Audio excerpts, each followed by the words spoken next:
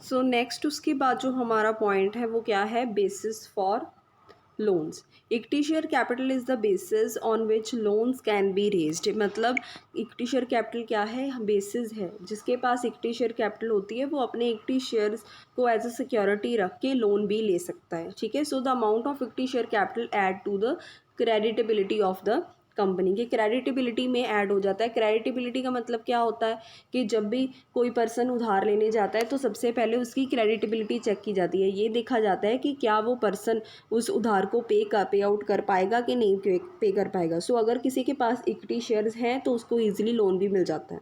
The amount of equity share capital increases the confidence of the creditors, कि वो creditors का क्या increase कर देता है, कॉन्फिडेंस इंक्रीज कर देता है। नेक्स्ट है उसके बाद control. Equity share holders have control over the activities of the company, क्योंकि इक्विटी शेयर होल्डर्स क्या होते हैं, ओनर्स होते हैं। सो उनका कंट्रोल होता है एक्टिविटीज़ ऑफ द कंपनीज़ के ऊपर भी, ठीक है।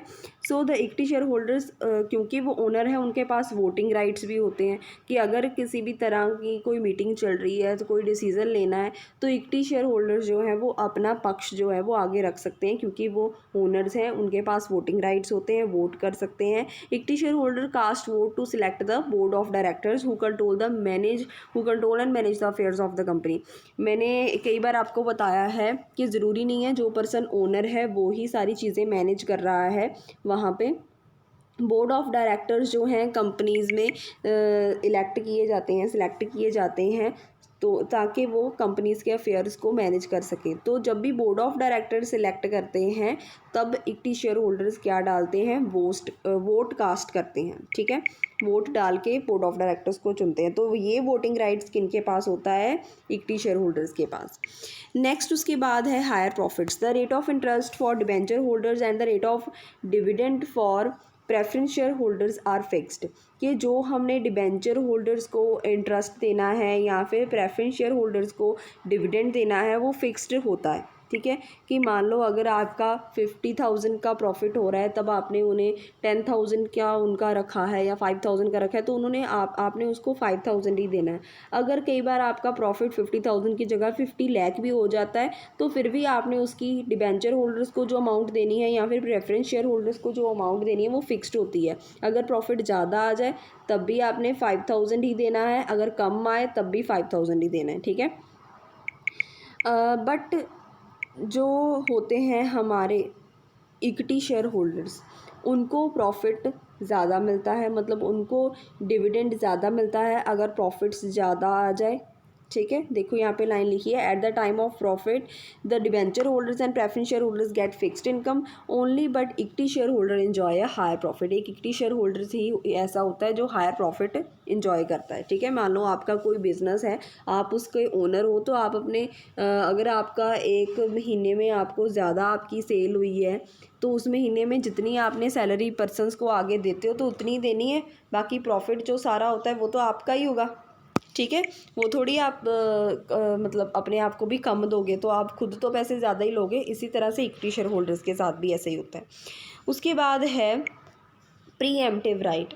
The equity shareholders are given the preemptive right by the provisions of Company Act. इसका मतलब क्या होता है, इस एक्ट के अकॉर्डिंगली उनको क्या दिए हुए हैं, कुछ राइट दिए गए हैं। और वो राइट के अकॉर्डिंगली क्या बताया उन्होंने कि whenever a company is planning to issue new equity shares, अगर कंपनी प्लान करती है कि कुछ नए इक्विटी शेयर्स वो इशू करना चाहती है, then it may offers the shares to the existing share holder first, ठीक है। कि अगर कंपनी में आप ज़्यादा पैसे लगा रहे हो आगे जाके और ज़्यादा इन्वेस्टमेंट कर रहे हो तो अगर आपने शेयर्स दोबारा से इक्विटी शेयर्स देने हैं तो सबसे पहले जिनके पास पहले से ही इक्विटी शेयर्स हैं उनको पहले प्रेफरेंस दी जाती है, कि उनसे पूछा जाता है हाँ जी भी अगर आपने लेने हैं तो आप ले लो पहले।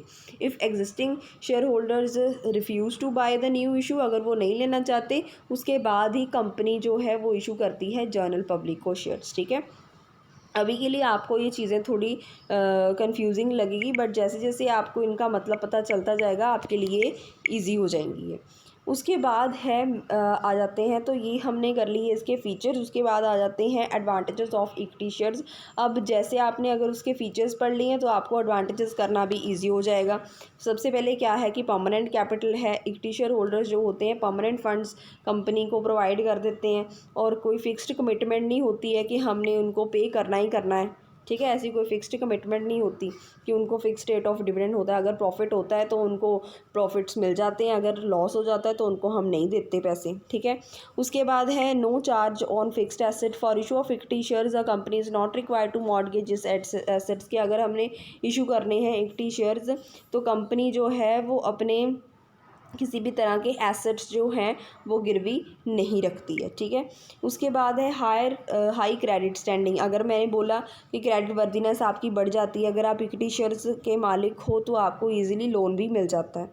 नेक्स्ट है huge funds. By issue of equity shares a company can raise a large amount of funds because the denomination of equity share is very small. कि इक्विटी शेयर्स की हेल्प से हम ज़्यादा फंड्स जो हैं वो लेके आ सकते हैं। People from all income groups can invest in equity share capital. Invest कर सकते हैं और अपने फंड्स मोबिलाइज मतलब एक जगह से दूसरी जगह भी भेज सकते हैं थ्रू इक्विटी शेयर्स, ठीक है। सो ये हैं इसके एडवांटेजेस। अब डिसएडवांटेजेस क्या होगी। फर्स्ट डिसएडवांटेजेस की जो हमारे पास आ जाती है वो क्या है, रिस्क ऑफ फ्लक्चुएटिंग रिटर्न। के रिस्क होता है हमें फ्लक्चुएटिंग रिटर्न का। वो कैसे, equity share holders sink and swim with the company. कि वो क्योंकि उनको ओनर्स माना जाता है कंपनी के। कितनी अच्छी लाइन लिखी है देखो यहाँ पे, sink and swim.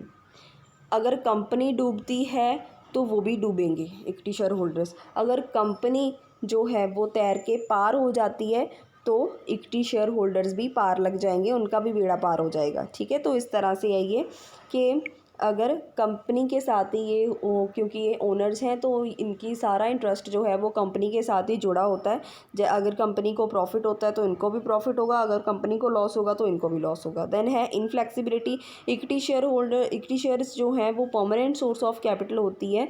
It can not be returned even when it is lying idle. हम इसको वापस ही नहीं करते हैं अगर ये वैसे भी पड़ी है। आइडल मतलब अगर हम इसे खर्चा ही नहीं कर रहे इक्विटी शेयर के साथ, ठीक है, जो पैसे आए हुए हैं अगर हम उसको कहीं लगा ही नहीं रहे हैं तब भी हम उसे वापस नहीं करते, क्योंकि इसका बहुत ही ज़्यादा स्कोप होता है। स्कोप इसका क्या कैसे होता है, क्योंकि मैंने बोला था कि ये परमानेंट कैपिटल होती है। जब तक हमारी कंपनी लाइफ टाइम के लिए, अगर हमारी कंपनी चल रही है उतने टाइम के लिए हमें ये दे दी जाती हैं, ठीक है। तो ये क्या है, इनफ्लेक्सिबिलिटी आ जाती है इसमें।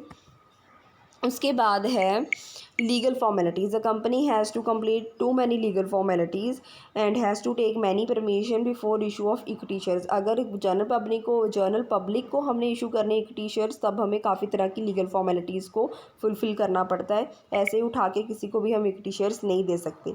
Then issue depend upon market conditions. ये मार्केट कंडीशंस के ऊपर भी डिपेंड करता है। The issue of equity share capital depend upon market conditions. Equity shares are risky securities so these are demanded during the boom period only. ये क्या होता है, ये रिस्की सिक्योरिटीज़ होती हैं, इसलिए इनको बूम पीरियड के दौरान ही मंगवाया जाता है। बूम पीरियड के दौरान ही इनकी जो है डिमांड होती है। बूम पीरियड किसे कहते हैं, कि जब कंपनी को प्रॉफिट्स हो रहे होते हैं तब ही डिमांड की जाती है इनकी इक्विटी शेयर्स की, ठीक है।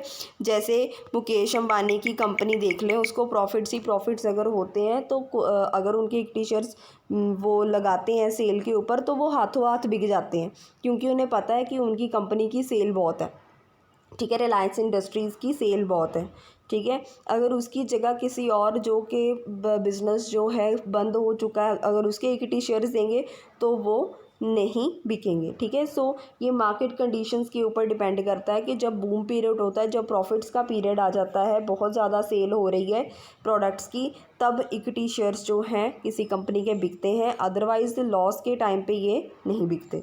सो आज हमने इक्विटी शेयर्स तक ही करना है, इसके फीचर्स करने थे, एडवांटेजेस और डिसएडवांटेजेस कंप्लीट करनी है। अब आपकी रिस्पॉन्सिबिलिटी है कि आप इसको रीड करो, अगर किसी की तरह का भी डाउट है तो मुझसे क्लियर कर लो, ठीक है।